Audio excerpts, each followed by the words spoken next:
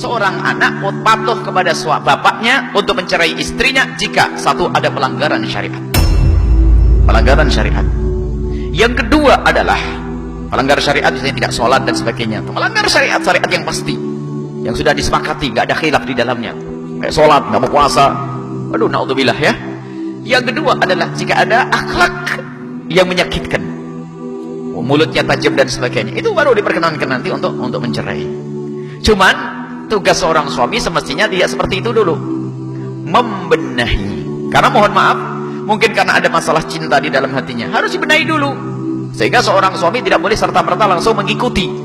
Jadi memang itu pun tidak wajib menuruti, tapi dihimbau saja. Ada yang mengatakan disunnahkan mengikuti permohonan al-afdal. Kalimatnya pun tidak pakai sunnah.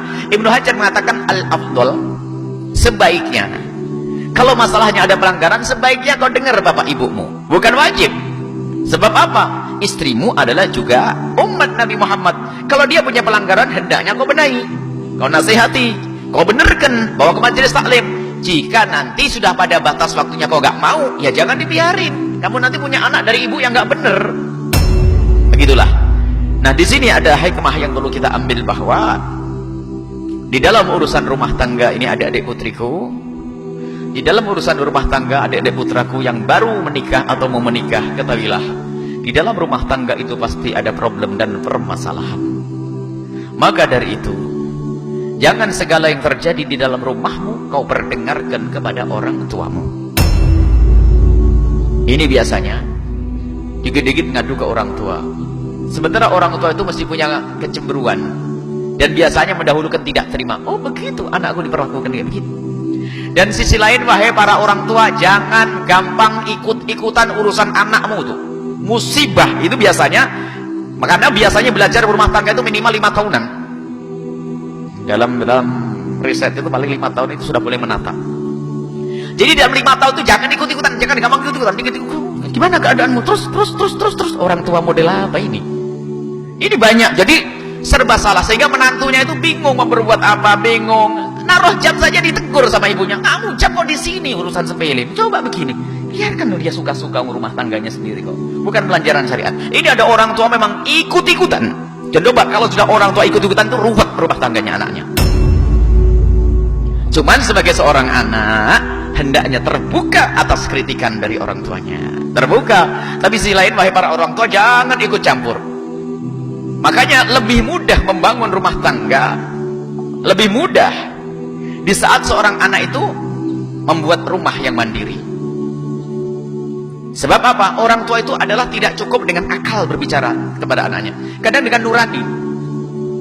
Padahal seorang anak itu lapar sehari saja dengan suaminya bisa senyum, tapi ibu-ibunya gak terima. Nah, seorang istri makan dengan kerupuk dengan suaminya dinikmati, kadang ngerti, pikir masa depan. Abang, kita nabung saja bang, padahal sudah sepakat ya tadi. Bang gimana bang? Padahal yang minta istrinya, kita makan irit saja bang ya. Iya dek, tidak apa-apa. Tak taunya giliran makan kelihatan ibunya. Jadi kamu sama suamimu cuma dikasih makan begitu, ya kan? Padahal istrinya sudah nerima ini memang untuk pikiran masa depan. Makanya orang tua yang suka ikut-ikutan merusak juga itu. Ya ini hati-hati nih, para orang tua ini. Jangan ikutkan, biarkan dia belajar. Kecuali ada pelanggaran syariat yang terlihat di mata, itu pun cara negur dia tidak langsung tur. Kamu punya istri gak begitu? Oh tidak. Nak, gimana kabarmu nak? Gimana istrimu? Baik. Ya bah, kamu punya tanggung jawab di hadapan Allah ya nak ya. Lihat istrimu dibenarkan ya, tapi cara benarkannya yang baik, bukan emosi. Kamu punya istri gak benar tuh, sudah buang saja itu orang. Saya tadi dengar ceramah dari Buya, boleh cerai itu. Baik. Tidak begitu lah ya. Jadi para orang tua jangan mudah ikut campur. Yang menjadi ruwet rumah tangganya anak itu karena orang tuanya suka ikut campur. Dikit-dikit sampai tahu detail-detailnya. Dan memang ada seorang suami itu memang tidak tahu itu. Suami itu kalau sudah ketemu sama keluarga cerita semuanya. Habis di rumah tangganya.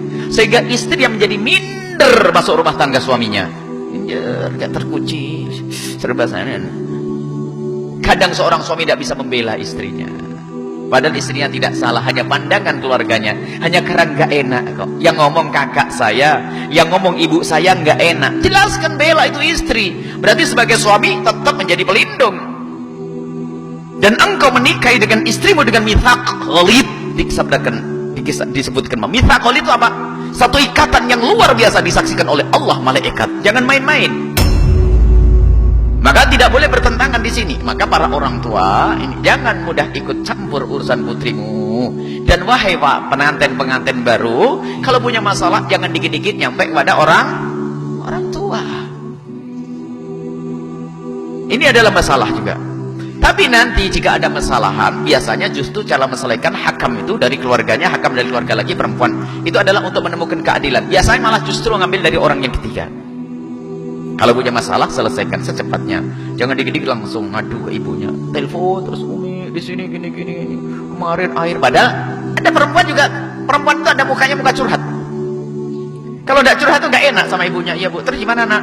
Oh tadi itu abang semalam datang jam 11 ini. Padahal sudah kasih alasan, bannya bocor. Tapi lupa tidak cerita ban bocor. Akhirnya suaminya ngomong, ibunya jadi ngomong, saya pulang malam terus ya. Iya itu sudah 2 malam ini. Sudah begitu listrik mati gini. Kemarin sayur habis, mau belanja nggak ada motor. Ibunya, sudah kamu pulang aja kalau gitu. Ini ada perempuan yang mudah ngadu, nggak bakal tentrem. Nah dia ada adik putriku yang pengantin baru dan pengantin tua. Itu tolonglah lah. Jangan kalau punya masalah jangan gampang ngadu ke orang tuh. Sebab orang tua itu tidak memandang dengan akal saja, tapi memandang dengan hananah, dengan kasih sayang sehingga gampang tersinggung. Kalau anak laki-lakinya itu diperlakukan nggak bener, itu pasti marah. Kalau anak perempuan dilakukan nggak bener, pasti marah. Padahal perlaku itu kadang-kadang nggak sengaja. Ya, jadi para orang tua jangan mudah ikut campur urusan anak-anakmu, dan para anak jangan dikit-dikit ngadu ke orang tua.